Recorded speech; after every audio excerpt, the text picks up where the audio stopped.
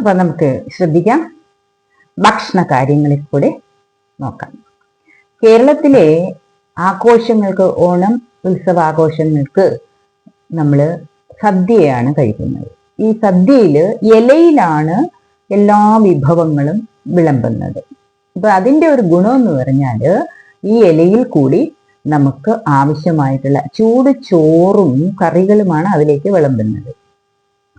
ചൂട് ചോറ് വിളമ്പുമ്പോൾ അത് ഇലയിലുള്ള പൊട്ടാസ്യം എന്ന് പറയുന്ന സാധനം, വാഴയിലയില് ധാരാളമുള്ള പൊട്ടാസ്യം, നമുക്ക് ജൈവ പൊട്ടാസ്യം, കെമിക്കൽ പൊട്ടാസ്യം അല്ല, ജൈവ പൊട്ടാസ്യം നമ്മുടെ ശരീരത്തിന് ഏറ്റവും വേണ്ടതാണ്.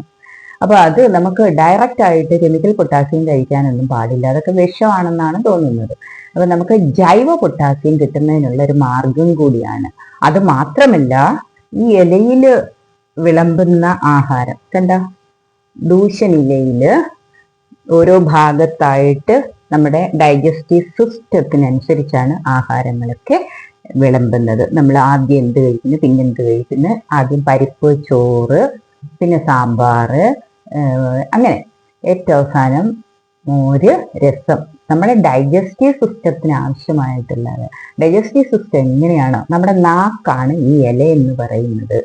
അപ്പൊ നാക്കിന് ആദ്യ മുകുളങ്ങൾ ഏതാണ് പ്രവർത്തിക്കുന്നത് അതിനനുസരിച്ച് ദഹനത്തിന് കറക്റ്റായിട്ട് കൊടുക്കുന്ന ഒരു ഏറ്റവും വലിയ ശാസ്ത്രീയപരമായിട്ടുള്ള ഒരു കാര്യമാണ് ഓണത്തിന്റെ അല്ലെങ്കിൽ ആഘോഷങ്ങൾക്ക് ഉപയോഗിക്കുന്ന ഈ സദ്യ, ഇലയിലെ സദ്യ.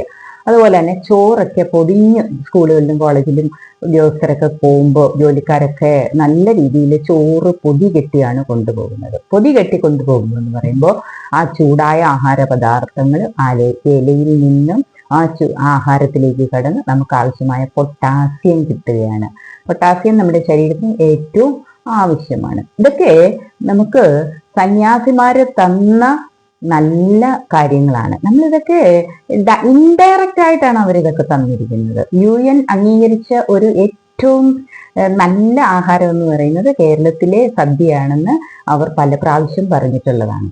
അപ്പൊ അതിന് സ്വാദുമുകുളങ്ങളുമായിട്ട് ദഹന പ്രക്രിയയുമായിട്ട് ആദ്യം എന്ത് കഴിക്കണം, പിന്നെ എന്ത് കഴിക്കണം, അങ്ങനെയൊക്കെ ഉള്ളതാണ്.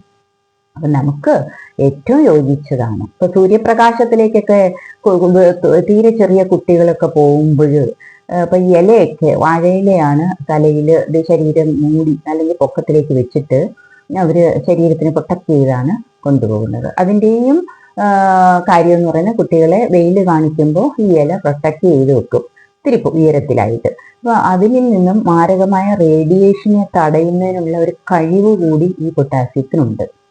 അപ്പൊ കുട്ടികളെ വെയിൽ വേണം താനും, വൈറ്റമിൻ എല്ലാം കിട്ടുകയും വേണം. മാരകമായ റേഡിയേഷനിൽ നിന്ന് രക്ഷിക്കാൻ ഈ വാഴയിലേക്ക് അതിയായ പ്രാധാന്യമാണുള്ളത്. ഇനി നമുക്ക് സന്യാസിമാരൊക്കെ ഇൻഡയറക്റ്റ് ആയിട്ട് തരുന്ന കാര്യങ്ങളാണ് ഇതെല്ലാം. നേരത്തെ കാലത്തേ കൂട്ടി തന്നിരിക്കുന്ന അറിവുകളാണ് ഇതെല്ലാം. അപ്പൊ നമുക്ക് സന്യാസിമാര് പറയും, ചിലരൊക്കെ പറയും സന്യാസിമാരെ നോക്കി അങ്ങ് ഓരോരുത്തരെ കരിച്ചു കളഞ്ഞില്ലേ, അങ്ങ് ശപിച്ചു കളഞ്ഞില്ലേ എന്നൊക്കെ.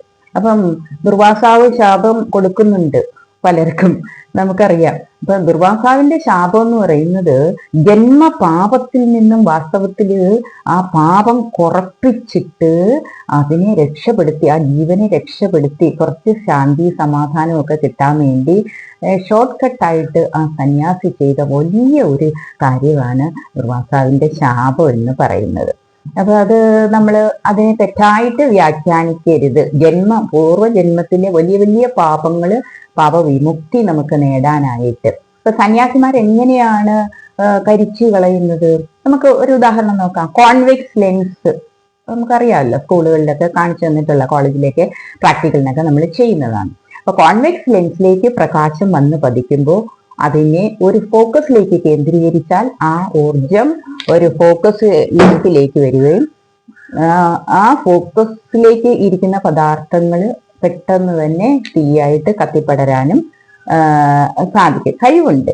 കോൺകേവ് ആണെങ്കിൽ കേവ്, ഗുഹ പോലെ, കേവ് പോലെ കോൺകേവ് ലെൻസുകളൊക്കെ ആണെങ്കിൽ മിററുകൾ അപ്പം പ്രകാശത്തിന് കിട്ടുന്നതിനെ ഡൈവേർജ് ചെയ്യും. കോൺവെക്സ് ആണെങ്കിൽ കൺവേർജ് ചെയ്യും, കോൺകേവ് ആണെങ്കിൽ ഡൈവേർജ് ചെയ്യും. അല്ല സന്യാസിമാര് അറ്റോമിക് എനർജി ശരീരത്തിൽ ഇങ്ങനെ ഫോട്ടോ എടുക്കാൻ നേരത്ത് അവരുടെ അനുമതി ഇല്ലാതെ അവരുടെ സന്യാസിമാരുടെ ഫോട്ടോ ഒന്നും എടുക്കാൻ സമ്മതിക്കത്തില്ല. ഫോട്ടോ എടുത്താലും അത് കിട്ടത്തില്ല. കാരണം എന്താ? ഇത് തന്നെ ഡൈവേർജ് ചെയ്ത് അവരുടെ ആറ്റോമിക് സ്പന്ദന, ആറ്റോമിക് ഊർജം ശരീരത്തിലൊക്കെ ഇങ്ങനെ നിറഞ്ഞു നിൽക്കുമ്പോൾ അതിനെ ആക്ടിവേറ്റ് ചെയ്ത് കഴിഞ്ഞാൽ ഇത് കോൺവെക്സ് ലെൻസ് പോലെ, കോൺകേവ് ലെൻസ് പോലെ അതങ്ങ് മാറും. അപ്പം പ്രകാശം, ക്യാമറയിൽ നിന്ന് വരുന്ന പ്രകാശം അത് ഡൈവേർജ് ചെയ്ത് പോകും. അവർക്കൊരിക്കലും ഇമേജ് കിട്ടത്തില്ല. ഇതൊക്കെ വളരെ സയന്റിഫിക് ആയിട്ടുള്ള കാര്യങ്ങളാണ്. ഇവരൊക്കെ ഇത് എങ്ങനെ പഠിച്ചു എന്നുള്ളതാണ്. ആചാര്യന്മാര് പരമരഹസ്യമായിട്ട് തന്റെ കറക്റ്റ് ആയിട്ടുള്ള പക്വമതികളായിട്ടുള്ള ശിഷ്യന്മാർക്ക് മാത്രമേ ഇതുപോലെയുള്ള കാര്യങ്ങളൊക്കെ പറഞ്ഞു കൊടുക്കാറുള്ളൂ. സാധാരണക്കാരായ നമ്മൾക്ക് എന്തറിയാം? എല്ലാ അറിവുകളും ഭാരതത്തിന്റെ എല്ലാ ഗ്രന്ഥങ്ങളിലും മാനുസ്ക്രിപ്റ്റുകളിൽ ഒളിഞ്ഞിരിപ്പുണ്ട്. പക്ഷെ ആർക്കും അതിനെപ്പറ്റിയുള്ള കാര്യങ്ങള് അത് വായിച്ചാലൊന്നും ആർക്കും മനസ്സിലാവത്തില്ല. ഇതാണ് കാരണം. ആരും ദുർവ്യാഖ്യാനം ചെയ്തോ അല്ലെങ്കിൽ അതിനെ എടുത്ത് ഉപയോഗിക്കാതിരിക്കാൻ വേണ്ടിയാണ്. അപ്പോ നമുക്ക് ഈ ആണവ വികിരണങ്ങളൊക്കെ ഉണ്ടായാലും നമുക്ക് പൊട്ടാസ്യമാണ് കൊടുക്കുന്നത്. പൊട്ടാസ്യം അയഡൈഡൊക്കെയാണ്. അതെന്ന് പറഞ്ഞാൽ തൈറോയിഡിനെ പ്രൊട്ടക്ട് ചെയ്ത് ശരീരത്തിനെയൊക്കെ പ്രൊട്ടക്ട് ചെയ്യുന്നതിന് വേണ്ടിയാണ്. അപ്പൊ നമുക്ക് ഈ ഇലകളൊക്കെ നമ്മൾ ഉപയോഗിക്കാം. ഓണത്തിന്, സദ്യക്ക്, അതുപോലെ തന്നെ ഈ പൊങ്കാല ഇടുമ്പോൾ, ക്ഷേത്ര പൊങ്കാല ഇടുമ്പോൾ, ക്ഷേത്ര പൂജകൾ നടക്കുമ്പോഴും ആഹാരമൊക്കെ ഇല വെച്ചാണ് അടച്ചു വെക്കുന്നതും ഇലയിൽ പൊങ്കാല ഇട്ട് വിളമ്പുന്നതും ഇല വെച്ച് അടച്ചു വെക്കുന്നതൊക്കെ നമ്മൾ ശ്രദ്ധിക്കണം. അപ്പൊ അതിന്റെ സയന്റിഫിക് കാര്യങ്ങളൊക്കെ ഇതാണ്. അപ്പം പിന്നെന്താണ്, തിരുമൂലാറുടെ തിരുമന്ദിരം ഗ്രന്ഥമുണ്ട്. അതൊക്കെ നമുക്ക് വായിച്ചാലും നമുക്ക് മരണമില്ലാത്ത ഒരു ലോകത്തേക്ക് കടക്കാമെന്നാണ് പറയുന്നത്. മരണമില്ലാത്തത് ആവശ്യമുണ്ടോ? മരണം, ഒരു ജീവി ജനിച്ച് ഈ ഭൂമിയിൽ നിന്ന് കടന്നു പോകേണ്ടവരാണ്. ഇപ്പൊ മാർക്കണ്ഡേയ മുനി ഇവിടെ ജനിച്ചു പോയി, രാമനും പോയി, കൃഷ്ണനും പോയി, എല്ലാവരും പോയി. അപ്പൊ പിന്നെ ജീവിക്കുന്ന വ്യാസന് ഇപ്പൊ ഒരുപാട് യുഗങ്ങള് ജീവിക്കുന്ന കുറേ ആൾക്കാരുണ്ടെന്നാ പറയുന്നത്. അപ്പൊ ഇതൊക്കെ എങ്ങനെയാണെന്ന് വെച്ചാൽ ഈ തിരുമൂലാറിന്റെ ഗ്രന്ഥങ്ങളിലൊക്കെ ഉണ്ട്. ഊർജമായിട്ട് അവർ പല പല ജീവികളിലേക്ക്, പല കാര്യങ്ങളായിട്ട്, കാക്കയായിട്ട്, മനുഷ്യനായിട്ട് മാറി മാറി അത് ജന്മം എടുത്ത് വരും. പ്രഭാകര സിദ്ധയോഗിയുടെ നമ്മൾ ഓർക്കണം. 800 കൂടുതൽ വർഷങ്ങൾ കേരളത്തിൽ ജീവിച്ചതാണ് അദ്ദേഹം. ഇപ്പോഴും റഷ്യയിലും അറേബ്യൻ രാജ്യങ്ങളിലും ഒക്കെ പലയിടത്തും പ്രത്യക്ഷപ്പെടുന്നുണ്ട്. ഇതൊക്കെ എങ്ങനെയാണ്? ഇതൊക്കെ വളരെ അത്ഭുതകരമായ കാര്യമാണ്. അതൊക്കെ നമുക്ക് സാധിച്ചെടുക്കണമെങ്കിൽ എല്ലാ അറിവുകളും ഇവിടെ ഉണ്ട്. പക്ഷെ അത് ദുരുപയോഗം ചെയ്യാൻ പാടില്ല. നമ്മൾ അറിവ് വേണം. മനുഷ്യന് ജനിച്ചാൽ മരണവും വേണം. മരണമില്ലാതെ ജീവിക്കുന്നത് വളരെ ബുദ്ധിമുട്ടാണ്, അല്ലേ? ചെറുപ്പക്കാരൊക്കെ പറയും എന്തേ ഇങ്ങനെയൊക്കെ, എന്നൊക്കെയുള്ള ഒരു ഇത് വരാതിരിക്കുന്നതിന് വേണ്ടി നമുക്ക് ആ പെട്രോളിന്റെ കാര്യം ഒന്ന് ശ്രദ്ധിക്കാം. പെട്രോൾ എന്ന് പറയുന്നത് ഹൈഡ്രോ കാർബൺ ആണ്. നല്ല കുഴഞ്ഞ കറുത്ത ഒരു റബ്ബർ പോലത്തെയുള്ള ഒരു വസ്തു. ഭൂമിക്കടിയിൽ നൂറ്റാണ്ടുകളോളം കിടന്നത്. അപ്പൊ പഴയ ജൈവ പദാർത്ഥങ്ങൾ, മനുഷ്യന്, മൃഗങ്ങള്, ചെടികള്, മരങ്ങള്, ഇതെല്ലാം കൂടെ ഉള്ള ദേഹം അടിഞ്ഞുകൂടി ദ്രവിച്ചു മാറി അതിൻ്റെ ഹൈഡ്രോ കാർബണുകൾ, ഹൈഡ്രജനും കാർബണും കൂടെ ബൈൻഡ് ചെയ്ത് എനർജി ആയിട്ട് കിടക്കുന്നതാണ്. അതുകൊണ്ടാണ് ആ പെട്രോളിന് കത്തുമ്പോൾ ഇത്ര എനർജി ലഭിക്കുന്നത്, ഹൈഡ്രോ കാർബണുകൾ. അപ്പൊ ആഹാരം എന്ന് പറയുന്നത് അരിയും ചോറെന്നൊക്കെ പറയുന്നത് കാർബോഹൈഡ്രേറ്റ്. അപ്പൊ നൂറ്റാണ്ടുകളോളം ഭൂമിക്ക് അടിയിൽ കിടക്കുന്ന ആ പെട്രോളിയം, ക്രൂഡ് പെട്രോൾ എന്ന് പറയുന്നതിന് നമ്മൾ കൊണ്ടുവന്നിട്ട് അതിനെ ടെമ്പറേച്ചർ കൊടുത്ത്, വലിയ ടെമ്പറേച്ചർ അതിനകത്തേക്ക് ഈ ക്രൂഡ് പെട്രോളിയത്തിലേക്ക് കൊടുത്തിട്ട് അതിനെ പല പല വസ്തുക്കളായിട്ട് മാറ്റുകയാണ്. അതായത് ഏവിയേഷൻ സ്പിരിറ്റ്, പെട്രോള്, ഡീസല്, പിന്നെ മെഴുക്, ബിറ്റ്വീൻ നമ്മുടെ റോഡ് ടാറ് ചെയ്യുന്നതിനൊക്കെ ഉള്ളത്. പക്ഷെ നമുക്കെന്ന് പറഞ്ഞാൽ നൂറ്റാണ്ടുകളോളം ഭൂമിക്കടിയിൽ കിടന്നതാണ്. അത് മനുഷ്യ ശരീരത്തിന്, വാസ്തവത്തില് മനുഷ്യ ശരീരത്തിന്റെ കോശങ്ങൾക്ക് അത് വളരെ പ്രയാസകരമാണ്. ഭൂമിയുടെ ഈ അന്തരീക്ഷത്തിൽ തൊട്ട് ചേർന്നുള്ള മണ്ണിൽ ഈ അന്തരീക്ഷത്തിലൊക്കെ എന്തൊക്കെയാണോ ഉള്ളത് അതാണ് ഈ മനുഷ്യ ശരീരത്തിന് ഏറ്റവും യോജിച്ചത്. അതുകൊണ്ടാണ് പെട്രോളിയം എന്ന് പറയുന്നത്. പക്ഷെ പെട്രോളിയത്തിൽ അടങ്ങിയിട്ടില്ലാത്ത ഒരു വസ്തുവുമില്ല. സ്വർണം വരെ പെട്രോളിയത്തിലുണ്ട്, പെട്രോളിൽ അടങ്ങിയിട്ടുണ്ട്. അപ്പൊ വെള്ളിയുണ്ട്, എല്ലാ കാര്യങ്ങളും, എല്ലാ എലിമെന്റ്സ്, എല്ലാ മൂലകങ്ങളും, ഫ്രഞ്ച് പെർഫ്യൂമുകൾ, അറേബ്യൻ പെർഫ്യൂമുകൾ, എല്ലാം ജൈവ പെർഫ്യൂമുകൾ ഒഴിച്ച് എല്ലാം ഉണ്ടാക്കുന്ന അവിടെ നിന്നാണ്. അപ്പൊ കുരുമുളകിന്റെ സത്ത് വരെ, വാനില എസെൻസ്, അങ്ങനെയുള്ള എല്ലാ എസെൻസുകളും എന്തുകൊണ്ടാണ് ഈ ഹൈഡ്രോ കാർബണുകളിൽ നിന്ന് നമുക്ക് കിട്ടുന്നത്? അതിനകത്ത് ഹൈഡ്രജനും കാർബണും പല അനുപാതത്തിൽ ആ ബൈൻഡിങ് എനർജിയിൽ കൂടി. അപ്പൊ നമുക്ക് വെളിച്ചെണ്ണയിലൊക്കെ അപ്പം മാലിന്യങ്ങളൊക്കെ ചേർക്കുകയാണ്. ഓണമായി അപ്പൊ ആഘോഷങ്ങൾക്കൊക്കെ ഒരുപാട് കുക്കിംഗ് ഓയിലൊക്കെ നമുക്ക് വേണം. അപ്പൊ ഇതിനകത്തൊക്കെ പലരും മായങ്ങൾ ചേർക്കുകയാണ്. ഈ പെട്രോളിയത്തിന്റെ ബാക്കി വരുന്ന വാക്സിനും പാരഫിനുകളും ഒക്കെ മനുഷ്യന് അത്ര നല്ലതല്ല. അത് ഭൂമിക്ക് അടിയിൽ കിടന്ന് വർഷങ്ങളോളം കിടന്നത് കൊണ്ടാണ്. അതേസമയം ഭൂമിയുടെ ഉപരിതലത്തിലുള്ളതെല്ലാം ഏത് ഭൂമിയിലാണോ നമ്മൾ ജീവിക്കുന്നത് ആ ഭൂമിയിലെ കാര്യങ്ങളെല്ലാം നമുക്ക്, ആ മണ്ണിലെ കാര്യങ്ങളെല്ലാം മനുഷ്യന് യോജിച്ചതാണ്. അപ്പൊ നമുക്ക് കുട്ടികൾക്കൊക്കെ നമ്മൾ ശ്രദ്ധിക്കണം. വലിയ പണ്ടത്തെ അമ്മമ്മമാരൊക്കെ ഗ്രഹണ സമയത്ത് കരിക്കട്ട എടുത്ത് ആഹാരത്തിൽ ഇട്ട് വെക്കും. ഗ്രഹണ സമയത്തൊക്കെ, സൂര്യഗ്രഹണ സമയത്തൊക്കെ പ്രത്യേകിച്ചും. അപ്പൊ അതെന്തെന്ന് വെച്ചാല് ഈ ഗ്രഹണ സമയത്ത് മാരകമായ കിരണങ്ങൾ വന്ന് നമ്മുടെ ആഹാരത്തിന് റേഡിയേഷനൊക്കെ സംഭവിക്കാൻ, അപ്പോൾ ശരീരത്തിന് കുഴപ്പങ്ങൾ ഉണ്ടാകാതിരിക്കുന്നതിന് വേണ്ടി അവര് മുത്തശ്ശിമാര് കണ്ടുപിടിച്ച നൂറ്റാണ്ടുകളോളം പഴക്കമുള്ള അറിവാണത്. അപ്പൊ അത് എങ്ങനെയാണെന്ന് വെച്ചാല് ആ ഊർജത്തിനെ, മാരകമായ ഊർജത്തിനെയും വേണ്ടാത്ത എല്ലാ ഊർജത്തിനെയും അത് സ്വീകരിച്ചിട്ട് അതിനകത്തേക്കങ്ങ് അടക്കി വെക്കും, പുറത്തേക്ക് വിടത്തില്ല. അപ്പൊ ആഹാര സാധനങ്ങൾ സുരക്ഷിതമായിട്ടിരിക്കുന്നതിന് വേണ്ടിയാണ് അങ്ങനെ ചെയ്തിരിക്കുന്നത്.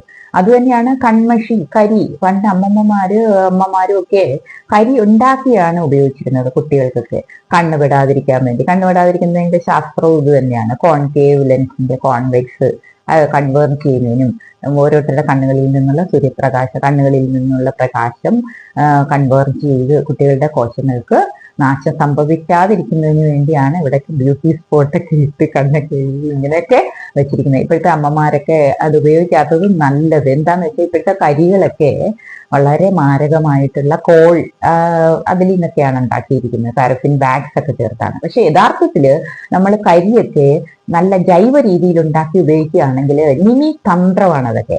അത് കരി കൃത്രിമമായിട്ട് ഉണ്ടാക്കാതെ വെറ്റലച്ചാറും നല്ലെണ്ണയൊക്കെ ചേർത്ത് വിളക്കിനകത്ത് തിരി തേച്ച് പിടിപ്പിച്ചിട്ട് ഉണക്കിയിട്ട് അത് കത്തിച്ച പുക മൺചട്ടി വെച്ച് കമത്തിയിട്ട് ആ കരി എടുത്ത് എണ്ണയിൽ ചാലിച്ച് കരി ഉണ്ടാക്കുന്ന മെത്തേഡ്. അത് വളരെ നല്ലതാണ് കണ്ണിന്റെ കാഴ്ചയ്ക്ക്.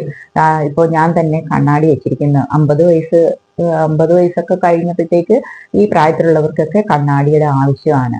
ഇപ്പോഴത്തെ കുറച്ചും കൂടെ മുമ്പോട്ടേക്ക് വന്നപ്പോൾ 40നോടടുപ്പിച്ച് എല്ലാവരും ലോങ് സൈറ്റിനൊക്കെ കണ്ണാടി വെക്കുകയാണ്. ലോങ് സൈറ്റും ഷോർട്ട് സൈറ്റും ഒക്കെ വരാതിരിക്കുന്നതിന് ഈ കരിക്ക് അതീവ പ്രാധാന്യമുണ്ട്. കൃത്രിമ കരിയല്ലാതെ നല്ല കരി ഉപയോഗിക്കണം നമ്മൾ. അപ്പൊ ഉപയോഗിക്കുകയാണെങ്കിൽ, എനിക്ക് ഡീറ്റെയിൽസ് ഒന്നും അറിയത്തില്ല, എന്നാലും ഈ കരിക്ക് കിരണങ്ങളെ തടഞ്ഞു നിർത്തി കണ്ണിന്റെ ലെൻസിനെ പ്രൊട്ടക്ട് ചെയ്യാനുള്ള കഴിവുണ്ടെന്നാണ് പറയപ്പെടുന്നത്. അപ്പൊ നമ്മളൊക്കെ ചെറുപ്പകാലത്ത് ഇത്രയുള്ള കാര്യങ്ങളൊക്കെ ചെയ്തിട്ടുണ്ടെങ്കിൽ അവർ രക്ഷപ്പെട്ടു. അപ്പൊ നമ്മൾ പലരും അത് ഉപയോഗിച്ചിട്ടില്ല. അപ്പൊ ഇതൊക്കെയാണ് നമ്മളുടെ ആഹാരത്തിന്റെ പല പല കാര്യങ്ങളും ഗ്രഹണ സമയത്തും ഒക്കെ. അപ്പൊ നമ്മളൊക്കെ ഇതൊക്കെ ശ്രദ്ധിച്ചാല് എല്ലാവരും പരിഹസിക്കും, പഴയ ടെക്നോളജി എന്താണ്, പഴയ ടെക്നോളജി തന്നെയാണ് പുതിയ ടെക്നോളജി, പുതുതായിട്ട് ഇവിടെ വേറെ ഒന്നുമില്ല. അപ്പൊ വേറെ രീതിയിൽ നമ്മളത് ഉപയോഗിക്കുന്നു എന്നുള്ളത് അല്ലേ. സൂര്യന്റെ ഊർജമാണ് ഇതെല്ലാം ഉണ്ടാകുന്നത്. സൂര്യന്റെ ഊർജം കെട്ടടങ്ങി കഴിഞ്ഞാൽ അത് കരിയായി മാറും. ആ കരിയിൽ വീണ്ടും ഊർജം വന്ന് ഇടിച്ച് അത് സാച്ചുറേഷനും കഴിഞ്ഞ് നിൽക്കുമ്പോൾ അത് കത്തും. അതല്ലേ. അപ്പം അടുപ്പൊക്കെ കത്തിക്കാൻ പണ്ട് അമ്മമാരൊക്കെ ഉപയോഗിച്ചിരുന്നത് വിറകും മറ്റു കാര്യങ്ങളൊക്കെ ഉപയോഗിക്കുന്നതിനോടൊപ്പം കുറച്ച് കരിക്കട്ട ചാമ്പൽ കൂടി ഇടും. ഞാൻ വിചാരിക്കും, എന്റെ കുട്ടിക്കാലത്ത് ഞാൻ കണ്ടതാ. അപ്പൊ ഞാൻ ചോദിച്ചത് എന്തിനാ? അയ്യോ അതാണ് ശാസ്ത്രം.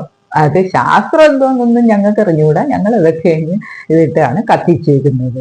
നമുക്കറിയില്ലല്ലോ ഇതെന്താണെന്നുള്ളത്. അങ്ങനെ കണ്ടിട്ടുള്ളതാണത്. ഇനീഷ്യൽ എനർജി പ്രകാശത്തിന് ഊർജത്തിന് അപ്ലൈ ചെയ്യുമ്പോൾ അത് തീയായി മാറുന്നതിന് ആ ചാമ്പല്, ആ കരി ഉപയോഗിക്കുകയാണ്. അപ്പൊ നമ്മള് കരിക്കട്ട ഗ്രഹണ സമയത്ത് മാരകമായ കിരണങ്ങളെ എടുക്കുന്നു. ഊർജം നല്ലപോലെ കത്തിയെടുക്കാനും നമ്മൾ കരിക്കട്ട ഉപയോഗിക്കുന്നു. ഈ കരി തന്നെയാണ് ഡയമണ്ടിന്റെ തത്വം അറിയാമല്ലോ. പ്രകാശം കടന്നു പോകുമ്പോൾ, സൂര്യപ്രകാശം ആയാലും തന്നെ ആ പ്രിസത്തിലേക്ക് കടന്നു പോകുമ്പോൾ വിബ്ജിയോർ എന്ന് പറയുന്ന കളറ് നമുക്ക് കിട്ടുകയാണ്, സ്കാറ്റർ ചെയ്യും. അപ്പൊ വിബ്ജിയോറിന്റെ അപ്പുറത്തും ഇൻഫ്രാറെഡും അൾട്രാവയലറ്റും, വയലറ്റിന്റെ മുകളിലുള്ളതും റെഡിന് താഴെയുള്ള കളറുകൾ നമ്മുടെ മനുഷ്യ നേത്രങ്ങൾക്ക് കാണാൻ സാധിക്കില്ല. അപ്പൊ ഊർജത്തിനെ പല രീതിയിലാക്കി മാറ്റി നമ്മൾ പല ഘടക വസ്തുക്കളാക്കി മാറ്റി എടുക്കാൻ ഈ കരിക്കും സ്ഫടികത്തിനും ഒക്കെ നല്ല ശക്തിയാണുള്ളത്. അതുകൊണ്ടാണ് ചില ശിവക്ഷേത്രങ്ങളിൽ സ്ഫടിക ലിംഗങ്ങൾ ഉപയോഗിക്കുന്നത്. സ്ഫടികലിംഗം, ശിവലിംഗം. അപ്പൊ അതിനകത്തൊക്കെ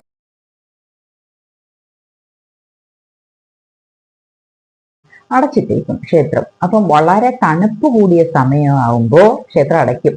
അപ്പൊ അതിനകത്തേക്ക് കത്തിക്കാനുള്ള വിളക്ക്, തിരി, എണ്ണയും അവിടെ ഒഴിച്ച് കത്തിച്ച് വെച്ചിട്ടാണ് അവർ അടച്ചിട്ട് പോകുന്നത്. അപ്പൊ അടച്ചിട്ട് പോകുമ്പോ അവിടെ ആ തുണി, ആ തിരി പല ആയുർവേദ ഔഷധങ്ങളും ചേർത്ത് ഉണ്ടാക്കിയ തിരി. ഈ കണ്ണിലെ കരി എഴുതുന്നതിനുള്ള അതേ തത്വം. ഒന്ന് ചിലപ്പോ ഈ വെറ്റിലയായിരിക്കാം. അങ്ങനെയുള്ള പല കാര്യങ്ങളും അതിനകത്ത് കാണാം, ആയുർവേദ തത്വങ്ങൾ. അവിടുത്തെ സ്ത്രീകളാണ് അത് വലിയ വ്രതമൊക്കെ എടുത്താണ് അതൊക്കെ ചെയ്യുന്നത്. അപ്പൊ അത് ആയുർവേദ മരുന്നുകൾ തന്നെയാണ്. അപ്പൊ 6 മാസക്കാലം കഴിഞ്ഞ് എന്ന് കേദാർനാഥ് അതുപോലുള്ള ക്ഷേത്രങ്ങളൊക്കെ തുറക്കുമ്പോൾ നല്ല സുഗന്ധവും അവിടെ ഒന്നും കണ്ടിട്ടില്ലാത്ത പുഷ്പങ്ങളൊക്കെ അവിടെ പൂജയ്ക്കായിട്ട് കിടക്കുന്നത് കാണാം. അവിടുത്തെ പൂജാരിമാരെ രഹസ്യങ്ങളൊന്നും പുറത്തു വിടത്തില്ല. ഇതെങ്ങനെയാണ് പുഷ്പങ്ങൾ അവിടെ വരുന്നതെന്നോ ആരാണ് അവിടെ പൂജ ചെയ്തതെന്നോ ഒന്നും ആർക്കും അറിയില്ല. എന്തൊക്കെയോ പ്രകൃതിയിൽ രഹസ്യങ്ങളുണ്ട്. അപ്പൊ നമ്മള് ഒരു സയനൈഡിന്റെ ഒരു ചെറിയൊരു ഭാഗം നമ്മുടെ ശരീരത്തിൽ വായിലേക്ക് വെച്ചാല് സെക്കൻഡുകൾക്കകം ആ ശരീരം നശിച്ചു പോകും, മരണത്തിലേക്ക് പോകും. അപ്പൊ ഏത് രസതന്ത്രമാണ് നമ്മൾ അവിടെ ഇന്ന് വരെ ആർക്കും അറിയില്ല അതിന്റെ തത്വം എന്താണ് എന്നുള്ളത്. അതായത് ഈ ശരീരം മുഴുവൻ വളരെ പെട്ടെന്ന് കടന്നു പോകത്തക്ക പ്രാണൻ ഏതോ കനാല് പോലെ ശരീരത്തില് മിന്നൽ വേഗത്തില് നടക്കുന്നുണ്ട് എന്നല്ലേ അതിന്റെ കാര്യം.